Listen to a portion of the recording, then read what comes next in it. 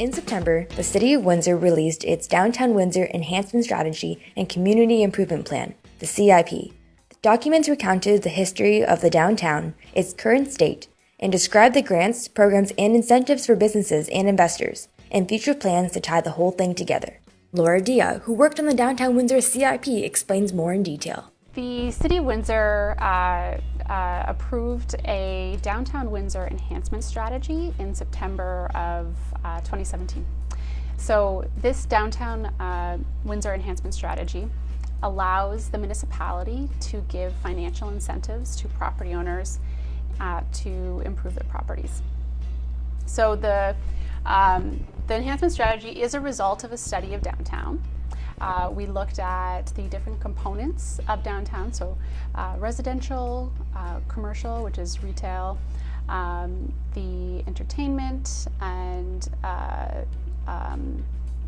also the public realm. So that's the streets, the open spaces, the spaces that you experience when you come down as a pedestrian. So we looked at all these different sectors, and we proposed financial incentives that we felt would try to stimulate revitalization in downtown Windsor. In recent years, downtown Windsor has acquired new businesses ranging from Higher Limits, a cannabis lounge, True Fitness Windsor, a gym, and Downtown Windsor Pizza Co., a pizzeria.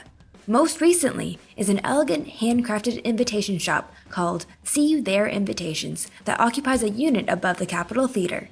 It's mostly convenience, a lot for convenience, because it's convenient for my clients itself.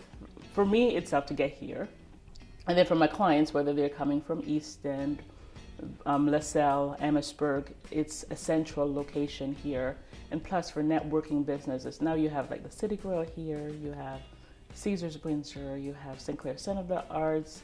It's all a nice hub to be in it.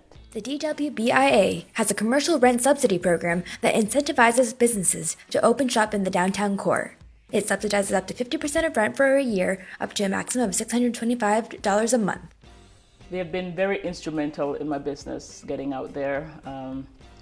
They're the ones who really promoted my business to get my business in the Windsor Star, actually. They actually sent out, when I told them about the grand opening, because they do provide me with a subsidiary, and that's how I knew about them.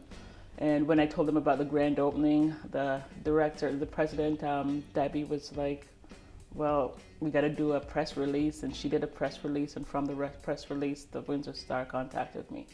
Downtown cores are the face of any city. So how do people feel about downtown Windsor? I love downtown Windsor because I think it's just one of those places that I spend a lot of time kind of wandering about. There's a lot of really unique places, coffee shops, even bars. I know a lot of people like to hate on, oh, downtown Windsor is just full of bars, but there's all kinds of different places down here. I think downtown Windsor has a pretty bad reputation. When I think of downtown Windsor, I think mostly of like bars, clubs, the casino, strip clubs. It's more just for like college kids who want to go party. That's my image of it. What would attract me to downtown Windsor more would be small businesses, hobby shops, things that I can't find elsewhere in the city. But I find that there isn't too many different kinds of shops other than bars and restaurants downtown that I'm not all too interested in. I don't think it's busy enough. It's only busy like on the weekends. I think downtown really needs to change its vibe, We need more people here in downtown Windsor. A fortunate investment for downtown Windsor is having the St. Clair College and University of Windsor build part of their campuses in the core. Students and faculty are important to boost the area. The city worked with St. Clair College and the University of Windsor to bring downtown campuses to Windsor, which is a very important revitalization technique that has been proven in other municipalities in North America. This brings students and faculties downtown. It allows university students, if they choose to live downtown, to occupy residential units, creating more people on the streets, more spin-off businesses as part of retail components that cater to students. So this is something that we're really excited to have downtown. St. Clair Center for the Arts, the Mediaplex at St. Clair College, along with the University of Windsor locating in the former Armories building, and also building a new building where the former Tunnel Barbecue restaurant was. This is also an example of reuse of heritage buildings, being the former Windsor Armories building. So this is something that is a very a good win for Windsor, and allows a variety of land uses downtown, and restores heritage buildings and makes use of existing buildings downtown. So I think that the programs at the St. Clair College and the University of Windsor are moving downtown are very complementary. So the University of Windsor has the social work in the former Windsor Star building as well, and the arts programs. The Downtown Windsor Business Association's vision on their website is to be recognized as a model downtown of modern North American cities. And although they do valuable work like street sweeping the downtown core and working closely with its downtown businesses, it doesn't mean the City of Windsor and the DWBIA see eye to eye on all issues. What happened is the business community, the residential community, the different architects and engineers that looked at the project said that the city should not rip out the 8 retail shops from the bottom of the parking garage and leave it as retail, fix it up and rent it out. The city felt they didn't know how to rent it out. They weren't doing a good job of renting it out. Nobody was coming and taking the spots.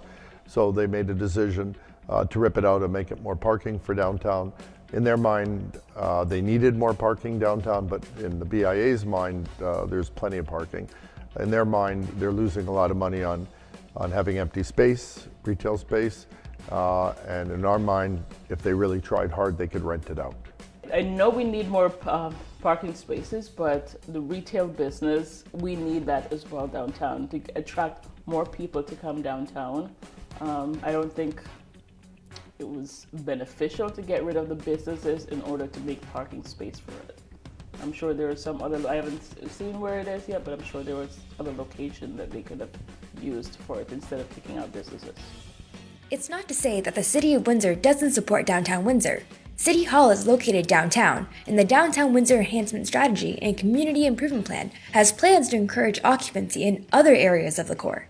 The grants are aimed basically to promote new residential unit creation and investment in retail. And then there's different ways that we do it through the grants.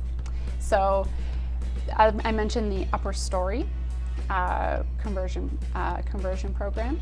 So this is where we're trying to create mixed-use buildings in downtown to be utilized.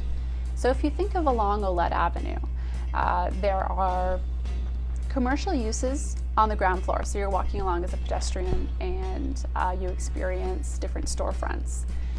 Now, the second story of a lot of those buildings, we found that they are either vacant space or maybe underutilized space that could be converted to residential, then creating more of a mix of uses along Olette or Chatham or Pitt.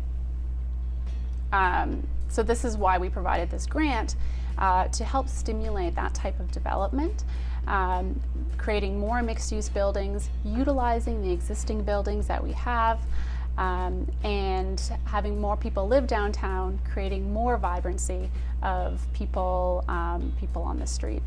Yes, actually, after we approved the plan, we have received a lot of inquiries about taking advantage of the Community Improvement Plan grant programs. So we've had the 24-unit condo building proposed, which is, as I said, going to has been to the planning committee and will proceed to council for approval as far as the grant portion. We've had a commercial property on Palisher apply for facade improvements, and coming up to the planning committee, we do have another application for facade improvement on Erie Street.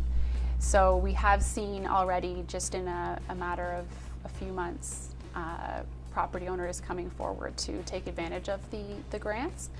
And we do anticipate receiving more. If you're visiting Windsor or you're a local Windsorite, then you know that the sculpture park that stretches along the riverfront is one of the most popular places to be. Tourism Windsor Essex Peely Island features a museum attraction on its website. The sculpture park is one of many art under the jurisdiction of the City of Windsor Cultural Affairs. The joy of being along the Windsor riverfront is that it's accessible 24 hours a day, 7 days a week. The volume of people that are through there, it's not ticketed, so we don't know the numbers, but we do know through park reports and community Facebook posts and social media indications that it's a very heavily used piece of our riverfront. It's about 5 kilometers long, and we have about 40 pieces located along the riverfront, all the way from the Peace Fountain really right through to the Ambassador Bridge. Some of the pieces are hundreds and hundreds of years old, with the cross from the first original Assumption Church right through to pieces that were just installed a couple of years ago, and a piece that was just installed last year.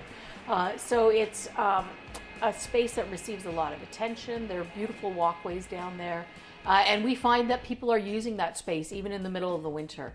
So again, it's reflecting back on a quality of life and providing a connection with nature and with art that puts people out of a museum, outside of the walls.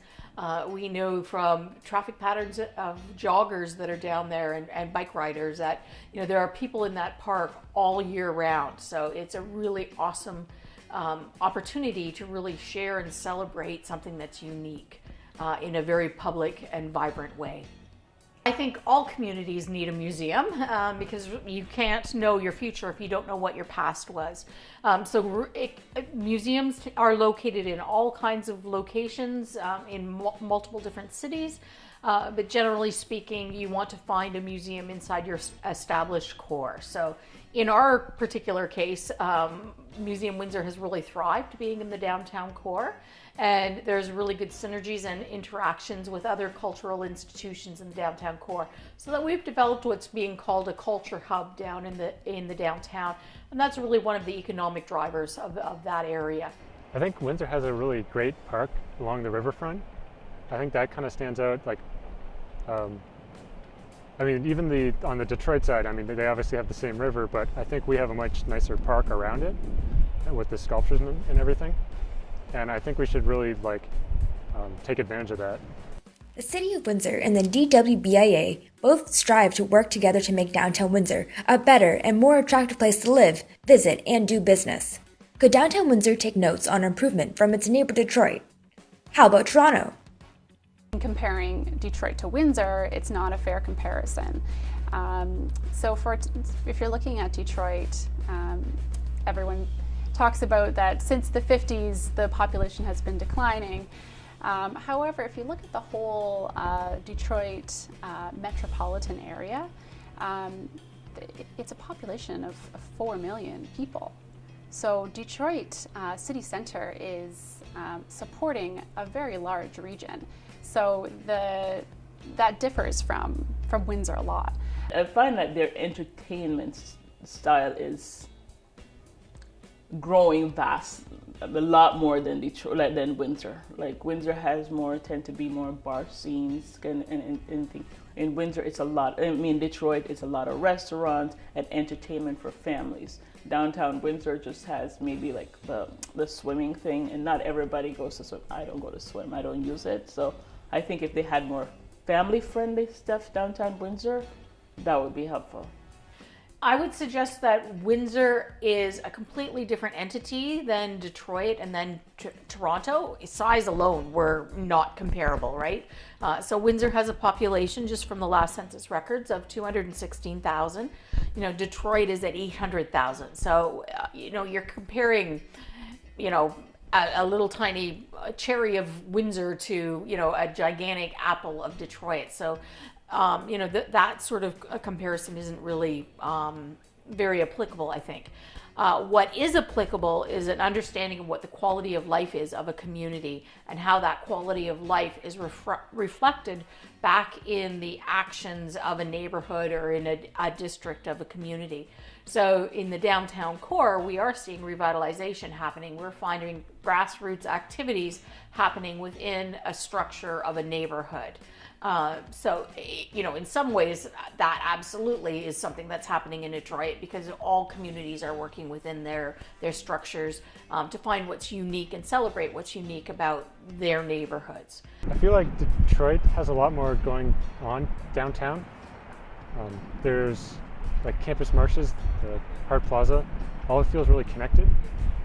And it feels like there's constantly events going on. And there's a lot more people downtown, I think, because there's more offices located right downtown. As far as business-wise, yes, I think that we need to improve our audience for our businesses, and we need to expand in businesses as well. Have you ever been to London? Have you ever been to Waterloo?